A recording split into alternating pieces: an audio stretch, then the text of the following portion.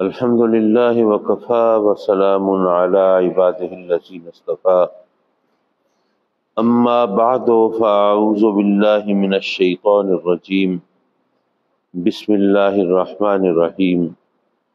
لو أنزلنا هذا القرآن على جبل لرأيته خاشعا متصدعا من خشية الله صدق الله مولانا العلي العظيم وصدق رسوله النبي الأمين ونحن على ذلك لمن الشاهدين والشاكرين والحمد لله رب العالمين۔ اللہ تبارک و تعالی نے قرآن مجید ہماری ہدایت کے لیے نازل فرمایا، اور ظاہر ہے کہ جب تک قرآن پر ایمان نہ ہو اس وقت تک ہمارے لیے ہدایت کا پہلو اس سے نہیں نکلتا۔ اب ہمارے لیے ایمان کا راستہ کیسے کھلے؟ ہم تو آج یہاں پہ صدیوں بعد بیٹھے ہیں، اور جو واقعات گزر چکے وہ تاریخ کے آئینے میں ہمارے سامنے ہیں، وہ سب ہم نے پڑھے ہیں کتابوں میں، اور حالات و واقعات وہ ہم ان کو بھی اور ان کے جو اثرات اور نتائج ہیں ان سب کو ہم تاریخ کے آئینے میں دیکھ چکے ہیں اور اوراق میں پڑھ چکے ہیں۔ لیکن جس وقت قرآن مجید نازل ہو رہا تھا اس وقت قرآن پر ایمان لانا اور قرآن کی صداقت کو تسلیم کرنا یہ ایک ذرا مختلف مرحلہ تھا۔ آدمی سوچتا ہے کہ یہ جو اللہ کا کلام ہے اس پر ایمان لانے کے کیا اسباب ہو سکتے ہیں؟ ایک سبب تو یہ ہو سکتا ہے کہ قرآن نازل ایسے انداز سے ہو کہ وہ اتنا حیرت انگیز اور اتنا مختلف انداز ہو کہ آدمی کو یقین کرنا پڑے کہ اللہ کا کلام ہے۔ مثال کے طور پہ اگر قرآن نازل ہوتا اس طرح کہ درخت کے پتوں پر قرآن کی آیتیں لکھی ہوئی پیدا ہوتی اور ہم وہ پڑھتے، تو ظاہر ہے کہ اب درخت کے پتوں پر قرآن کی آیتیں اگر ہم پڑھ سکتے ہوتے اور اس پر ہمیں وہ لکھی ہوئی نظر آتی تو پھر کون ہوتا جو کہتا کہ بھئی یہ قرآن اللہ کا کلام نہیں؟ یا اسی طرح آپ نے دیکھا ہوگا کہ آج کل آسمان پر وہ جو جہاز جن کو ہم بچپن میں کہتے تھے یہ جیٹ جہاز جا رہے ہیں دھواں چھوڑتے ہوئے، لکیر چھوڑتے ہوئے، تو مختلف ممالک میں ان جہازوں سے ایڈورٹیزمنٹ کا کام بھی لیا جاتا ہے۔ مثلا الیکشن ہو رہے ہیں تو کوئی ان جہازوں کو ظاہر ہے کہ پیمنٹ وغیرہ کر کے ان کو اس شکل میں گھماتے تھے جہاز کو آسمان پر کہ اس سے تحریر بن جائے اور اس کو لوگ پڑھ لیں۔ اس طرح اسکائی رائٹنگ اس کو کہتے ہیں۔ تو اگر قرآن کی آیتیں اس طرح نازل ہوتی اور آسمان پر بادلوں سے کوئی تحریر بن جاتی اور لوگ پڑھتے تو ظاہر ہے کہ ماننا پڑتا ہے یہ اللہ کا کلام ہے۔ یا اس طرح جیسے کہ پتھر سے آواز آتی اور لوگ سنتے اور سمجھ نہ آتی بھئی یہ آواز کیسے آ رہی ہے، اور وہ واضح قرآن کی آیتیں تلاوت ہوتی سنائی دیتی تو ظاہر ہے کہ لوگ مان لیتے کہ بھئی اللہ کا کلام ہے۔ تو اتنے حیرت انگیز طریقوں سے قرآن نازل ہوتا ہے۔ یہ تو میں نے چند ایک مثالیں دی، ایسی ہی بے شمار صورتیں ہو سکتی تھی۔ تو قرآن نازل اس طرح ہوتا لوگوں پر یقین کے دروازے کھل جاتے، لیکن قرآن اس طرح نازل نہیں ہوا، بلکہ غور کریں تو قرآن کی صداقت اور حقانیت کو رب کائنات نے اس انداز سے ثابت فرمایا کہ دیکھو اگر تم اس طرح مانتے کہ اگر یہ درخت کے پتوں پر لکھا ہوا قرآن نازل ہوتا اور تم اس کو پڑھتے اور مان لیتے تو قرآن وہ ہستی تمہیں سنا رہا ہے کہ جن کے بلاوے پر درخت بھی تو جڑوں سمیت گھسٹتے ہوئے حاضر ہو جاتے ہیں۔ تو اگر پتوں پر لکھی ہوئی تحریر تمہارے لیے یقین کا دروازہ کھول سکتی تھی تو اس ہستی کا بتایا ہوا اور اس کا فرمان، وہ اس کا قول، وہ تم پر یقین کے دروازے کیوں نہیں کھولتا؟ اگر بادلوں کی تحریر تمہارے لیے یقین کا سبب بن سکتی تھی تو وہ ہستی جس کے انگلی کے اشارے سے بادل پھٹتے چلے جاتے ہیں، جب وہ تمہیں بتا رہا ہے کہ یہ اللہ کا کلام ہے تو پھر تم ایمان کیوں نہیں لاتے، تسلیم کیوں نہیں کرتے؟ اسی طرح اگر پتھروں سے آواز آتی اور تم یقین کر لیتے یہ اللہ کا کلام ہے، ورنہ پتھر کیسے بول سکتے ہیں؟ تو جس کے نام کا کلمہ پتھر پڑھ رہے ہوں وہ جب تمہیں بتا رہا ہو کہ اللہ کا کلام ہے، پھر تم اس کو تسلیم کیوں نہیں کر سکتے؟ تو اگر آپ غور کریں تو یہ شرط بھی ایک طرح سے رب کائنات نے پوری فرمائی۔ بہرحال چونکہ میرے آقا کریم حضور علیہ الصلوۃ والسلام نے یقین کے دروازے کھولنے تھے، تو بڑی سیدھی سی بات ہے کہ اگر اس وقت وہ اسکائی رائٹنگ کی صورت میں بادلوں کی تحریر نظر آ بھی جاتی تو وہ تحریر ہمیشہ تو باقی نہ رہتی۔ اس وقت کے لوگوں پر تو چلیے ایمان کے دروازے اس طرح کھل جاتے، لیکن بعد میں جو لوگ آتے وہ کیسے مانتے؟ اس وقت تو درختوں کے پتوں پہ وہ تحریر نظر آ جاتی، لیکن ظاہر ہے ہمیشہ تو تحریر اس طرح درختوں کے پتوں پر لکھی ہوئی پیدا نہ ہوتی، پھر بعد کے لوگ کیسے ایمان لاتے؟ تو اس طرح وہ ہستی کہ جس کی سیرت، جس کا کردار اور جس کے تعلیمات وہ صدیوں تک باقی رہنے والی ہوں، اس نے جب ہمیں وہ تعلیم دی تو پھر ہمارے لیے وہ اب یہ مسئلہ نہیں رہا کہ جی آج یہ مانیں گے کل کیسے مانیں گے، وہ تعلیمات تو باقی رہنے والی ہے نا۔ تو اس لیے ہم پر یقین کے اور ایمان کے دروازے مسلسل کھل سکتے تھے۔ حضرات مکرم قرآن مجید میں رب کائنات نے قرآن کے نزول کے حوالے سے جو فرمایا کہ لو انزلنا ھذا القرآن علی جبل لرأیتہ خاشعا متصدعا من خشیۃ اللہ، کہ اگر ہم قرآن کو نازل فرماتے پہاڑ پر تو اے مخاطب تو دیکھتا کہ پہاڑ بھی ریزہ ریزہ ہو جاتے اور پھٹ جاتے من خشیۃ اللہ، اللہ کے خوف سے۔ یہ بات میں نے یقیناً کہیں درس میں بیان کی ہوگی یہاں، لیکن چلیے دوبارہ کہنے میں کوئی حرج نہیں۔ اس رمضان میں تو بیان نہیں کی، یہ تو مجھے یاد ہے۔ دیکھیے بات یہ ہے کہ اس آیت کے اندر قرآن کے وزن کا ذکر نہیں ہے۔ اللہ نے یہ نہیں فرمایا کہ اگر قرآن نازل ہوتا پہاڑ پر تو قرآن کے وزن سے پہاڑ ریزہ ریزہ ہو جاتے۔ یہ تو ہمارا اپنا ذہن ہے جو ادھر متوجہ کرتا ہے کہ بھئی پہاڑوں کا ریزہ ریزہ ہونا وزن سے ہی ممکن ہے، ورنہ کیسے ممکن ہے؟ لیکن اگر آپ غور کریں تو قرآن کی آیت تو ہمیں ایک نئے جہان کی سیر کرا رہی ہے اور نئی دنیا کی طرف لے کے جا رہی ہے۔ وہ کیسے کہ پہاڑ ریزہ ریزہ ہو جاتے من خشیت اللہ، اللہ کے خوف سے۔ اور چونکہ ہم عام طور پر نزاکتوں اور باریکیوں میں نہیں جاتے، اس لیے ہم اس مفہوم تک رسائی حاصل نہیں کر پاتے، ورنہ ذرا سوچئے کہ یہ جو مفہوم ہے یہ زیادہ قرآن کی عظمت کو اجاگر کرنے والا ہے اور قرآن کے شان و شوکت کو ہمارے سامنے زیادہ بہتر انداز سے بیان کرنے والا ہے، کیونکہ وزن سے پتھر کا ریزہ ریزہ ہو جانا یہ تو سمجھ میں آتا ہے۔ کوئی پتھر ہو اس کے اوپر کوئی ایسا وزن پڑ جائے کہ وہ پھٹ جائے، وہ ریزہ ریزہ ہو جائے، یہ بات تو عقل تسلیم کرتی ہے۔ لیکن پتھر جو ہے، پہاڑ جو ہے، وہ خوف سے پھٹ جائے، یہ بات تو ذہن قبول نہیں کرتا۔ اب آپ سوچ لیجئے کہ کسی چیز کو آپ کتنا بھی ڈرائیں، کسی چیز سے، کوئی بے جان چیز ہو، کوئی پتھر ہو یا در و دیوار ہو، ان کو آپ ڈرائیں، کوئی سانپ بچھو سے ڈرائیں یا شیر اور چیتے سے ڈرائیں یا جناب کوئی پولیس سے ڈرائیں یا کسی سے بھی ڈرائیں، تو ظاہر ہے کہ خوف سے تو ان کو کوئی اثر نہیں ہوگا۔ خوف محسوس کرنے کے لیے تو ایک شعور چاہیے، آگہی چاہیے، سینس چاہیے، تو تبھی وہ خوف محسوس کرے گا۔ تو رب کائنات نے جو فرمایا کہ اللہ کے خوف سے پھٹ جاتے، تو یہاں پہ دراصل ایک مفہوم یہ ملا ہمیں کہ قرآن اللہ کا کلام ہے اور اللہ کے کلام سے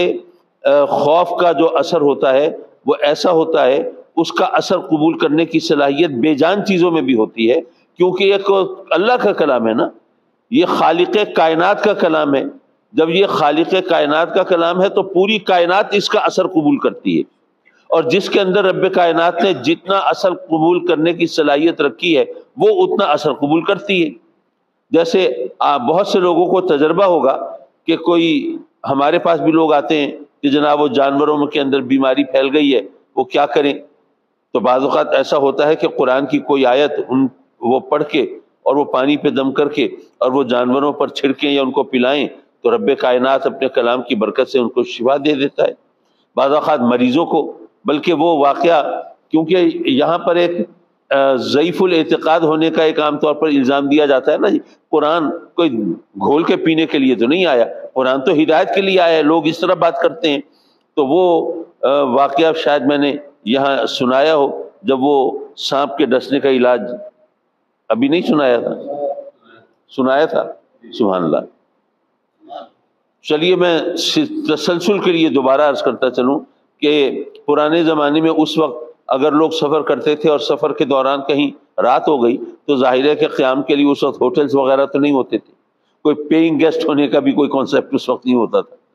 تو عرب لوگ جو ہیں وہ چونکہ ان کی مہمان نوازی وہ بہت مشہور تھی، تو وہاں تو یہ تھا کہ کہیں بھی رات ہو گئی تو بستی والے جو ہیں وہ مہمان کو وہ خدا کی نعمت سمجھ کے اس کی میزبانی کرتے تھے، اس کی خدمت کرتے تھے، اور صبح انہوں جہاں جانا ہوتا تھا وہ چلے جاتے تھے۔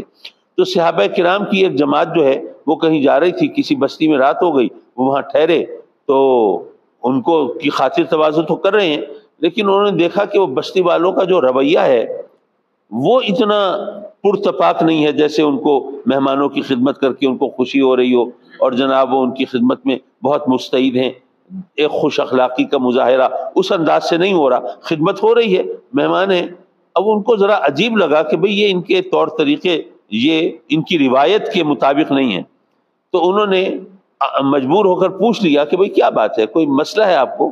کوئی پریشانی ہے؟ تو انہوں نے بتایا کہ یہ بات یہ ہے کہ اس بستی کا جو سردار ہے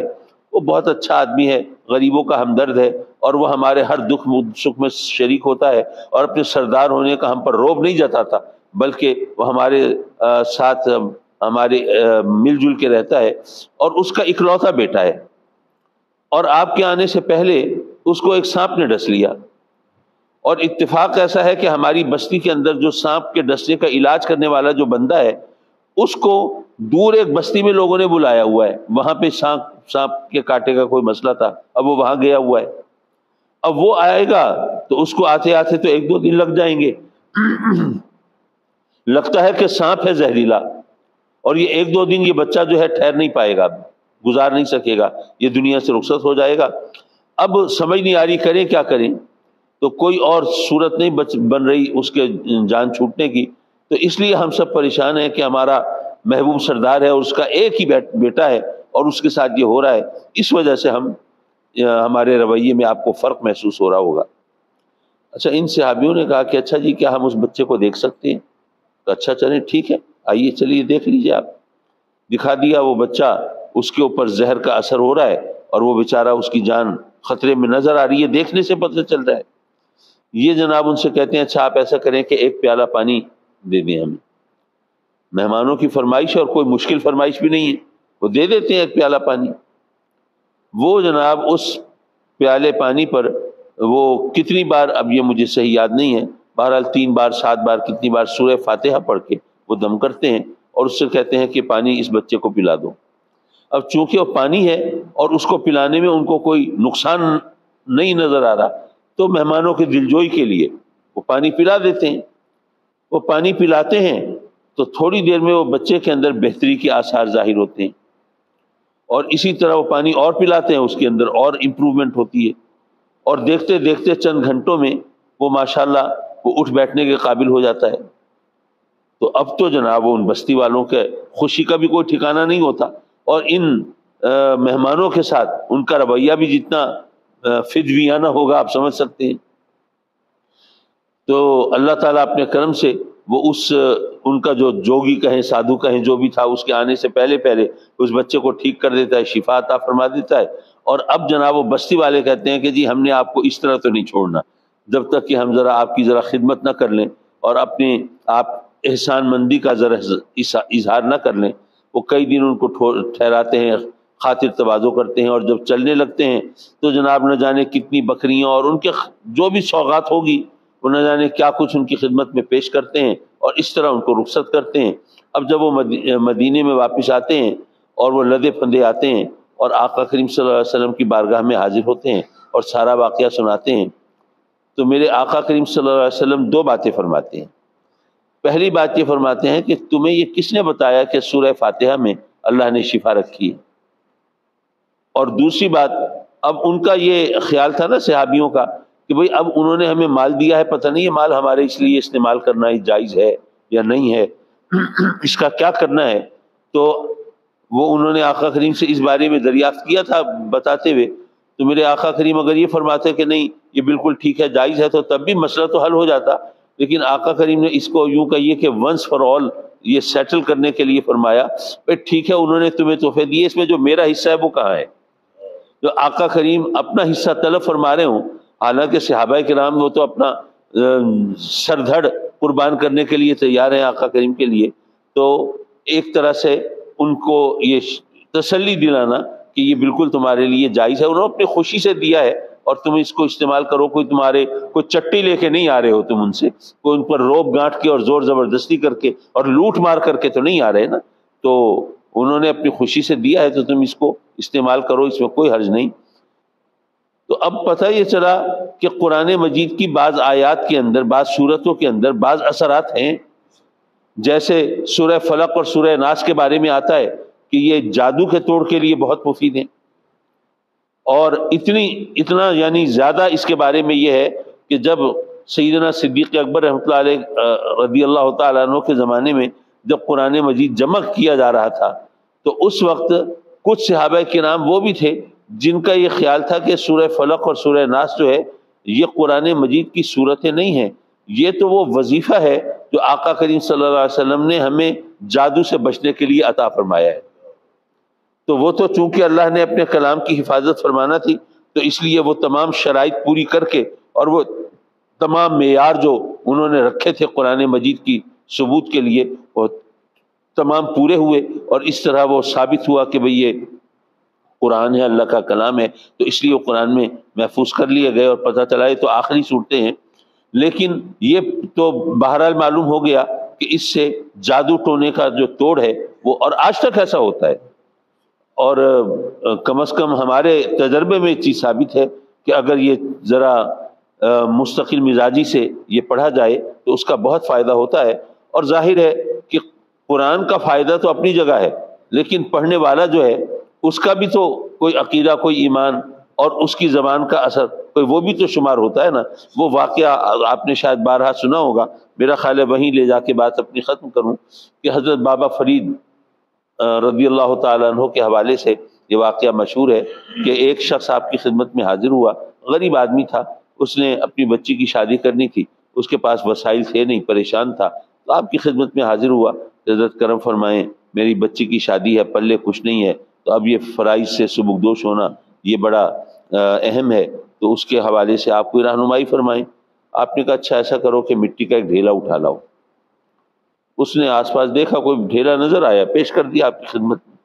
آپ نے 3 بار قل ہو اللہ شریف پڑھ کے اس پہ دم کیا اور دیکھا اس بندے نے تو وہ مٹی کا ڈھیلا وہ سونے کا بن چکا ہے، اور آپ نے اس کو عطا فرمایا جاؤ بھائی یہ سونا لے جاؤ، اس کو بیچو اور اپنی ضرورت پوری کرو اور بچی کی شادی کر لو. اب وہ بندہ جو ہے وہ تو خوشی سے بے حال، جناب اتنا شاداں فرحاں خوشی سے گویا یوں کہیے کہ ناشتہ کودتا گھر آیا. بیوی نے اس کو دیکھا، ان کا کہ بھائی تم اتنی کس بات پہ اتنے خوش ہو رہے ہو. اس نے اس کو سونا دیا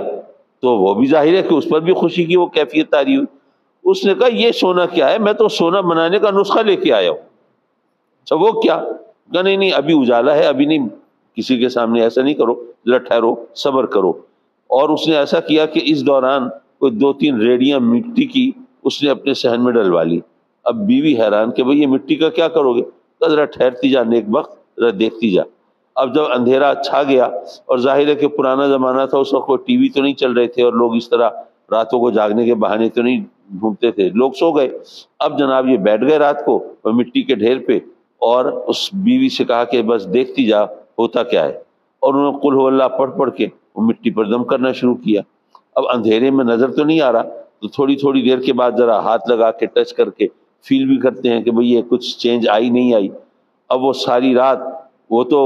3 بار انہوں نے پڑھی تھی قل ہو اللہ، ساری رات ہزاروں بار قل ہو اللہ پڑھ کے دم کر کے اور صبح تک وہ ان کا حشر نشر ہو گیا. اب اس کی وجہ سے جب انہوں نے دیکھا کہ مٹی تو مٹی کی ہے تو اسی طرح پھر مایوسی، کہاں یہ سوچ رہے ہوں گے کہ جناب میں سونا بنانے کا نسخہ لے آیا اور میں جناب مٹی کے ریڑیوں کی ریڑیاں اس طرح دم کروں گا اور وہ سونے بن جائیں گی، تو اس کے مقابلے میں کچھ بھی نہ ہوا تو ظاہر ہے فرسٹریشن تو ہونی تھی، مایوسی تو ہونی تھی۔ تو اس مایوسی کے عالم میں پھر بابا فرید کی بارگاہ میں حاضر ہوئے،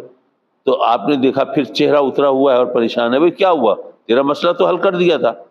اس نے کہا بابا صاحب آپ اللہ والے ہیں، آپ کو اس طرح غریبوں کے ساتھ مذاق کرنا تو اچھا نہیں ہے نا۔ وہ کیا ہوا؟ کیا مذاق کیا تیرے ساتھ؟ وہ سونا نہیں تھا؟ کہا جی وہ سونا تو تھا، لیکن مسئلہ یہ ہے کہ آپ نے اصل میں تو کوئی اور کام کیا ہوگا جس کی وجہ سے وہ سونا بنا۔ آپ نے دکھاوے کے لیے وہ 3 بار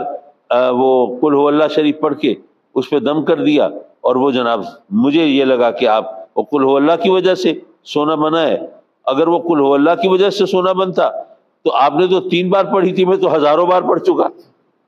تو وہ سونا بن جاتی، لیکن وہ تو نہیں بنی۔ اس کا مطلب یہ ہے کہ آپ نے کام کوئی اور کیا تھا، ہم غریبوں کو ویسے بیوقوف بنایا آپ نے۔ آپ مسکرائے، آپ نے فرمایا کہ بیوقوف قل هو اللہ تو وہی تھی، لیکن فرید کی زبان کہاں سے لاتے؟